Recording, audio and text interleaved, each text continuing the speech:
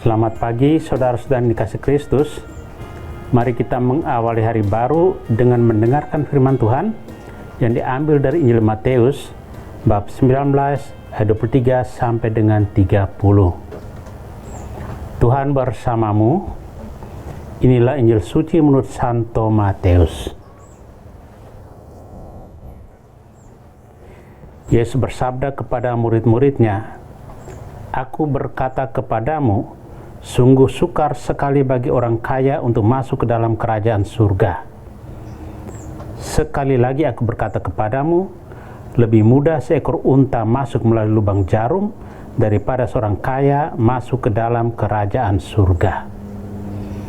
Mendengar itu gemparlah para murid dan berkata, "Jika demikian, siapakah yang dapat diselamatkan?"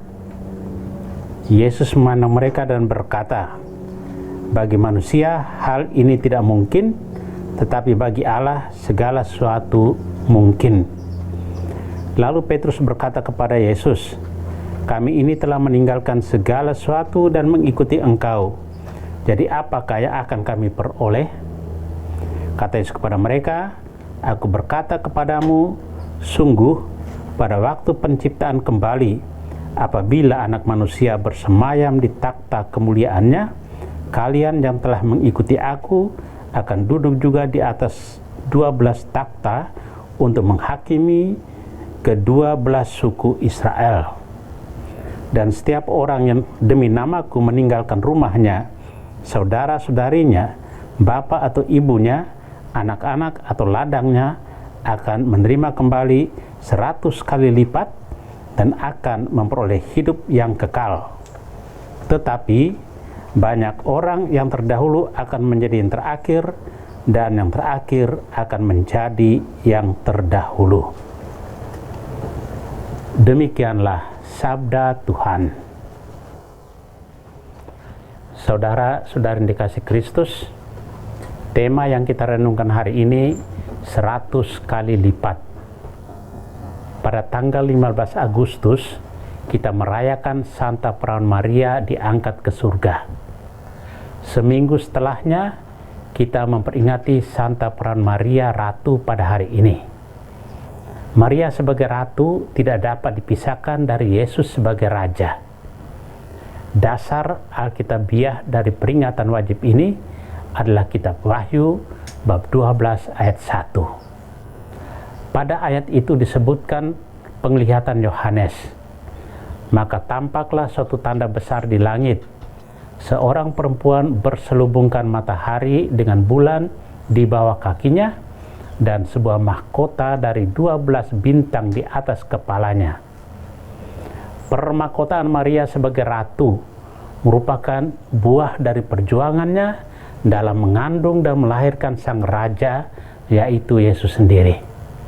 Begitu hebat perjuangannya karena dia hendak melahirkan, namun mesti melawan seekor naga merah padam yang besar, berkepala 7 dan bertanduk 10, dan di atasnya ada 7 mahkota yang memiliki kekuatan luar biasa sehingga dapat menyeret sepertiga dari bintang-bintang di langit dan melemparkannya ke atas bumi. Salah satu perkataan Yesus yang membuat para murid gempar adalah mengenai siapa yang dapat masuk ke dalam kerajaan Allah. Mengapa para murid menjadi gempar? Karena para murid berpikir bahwa menjadi orang baik otomatis akan memuluskan jalan menuju surga, dan mereka merasa bahwa mereka baik. Namun, setelah mendengar penjelasan Yesus bahwa tidak gampang untuk masuk surga, mereka menjadi heran, panik, dan khawatir. Menurut Yesus, untuk masuk dalam kerajaan Allah, orang harus melalui satu perjuangan yang tidak mudah. Yesus mau mengatakan bahwa tidak cukup menjadi orang baik lantas dapat masuk surga, melainkan harus ada cinta kasih, harus ada pengorbanan atas dasar cinta ikhlas kepada sesama. Saudara-saudari, menjadi orang baik untuk diri sendiri tanpa melakukan kebaikan untuk orang lain adalah suatu tindakan yang bijaksana. Orang menjadi egois, memikirkan diri sendiri. Jelas tindakan ini berlawanan dengan prinsip cinta kasih yang dibawa oleh Yesus dari surga. Oleh karena itu, Yesus mengatakan bahwa untuk masuk ke dalam surga perlu ada pengorbanan bagi sesama. Siapa yang berkorban untuk orang lain akan mendapat ganjaran 100 kali lipat. Semoga demikian. Amin. Marilah kita berdoa. Tuhan, pagi ini kembali kami naikkan syukur dan permohonan.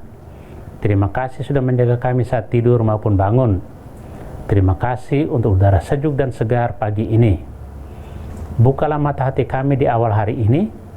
Mampukan kami memandang kemurahan dan karya-Mu, serta memuji dan memuliakan-Mu melalui pekerjaan dan pelayanan kami hari ini. Bimbinglah kami selalu untuk menyadari kesalahan kami dan bertobat, sehingga kami sungguh rendah hati, mau membuka hati dan siap menerima rahmat-Mu yang akan tinggal dalam hati kami. Kristus terang dunia, berkatilah keluarga-keluarga kami, jadikanlah kami alat kasih-Mu, dan pantaskanlah kami menjadi hamba-Mu yang setia. Amin. Tuhan bersamamu. Semoga kita sekalian, orang-orang yang terkasih dan doakan, seluruh aktivitas kita hari ini dilindungi, dibimbing, dan diberkati oleh Allah yang Maha Kuasa, Bapa dan Putra dan Roh Kudus. Amin.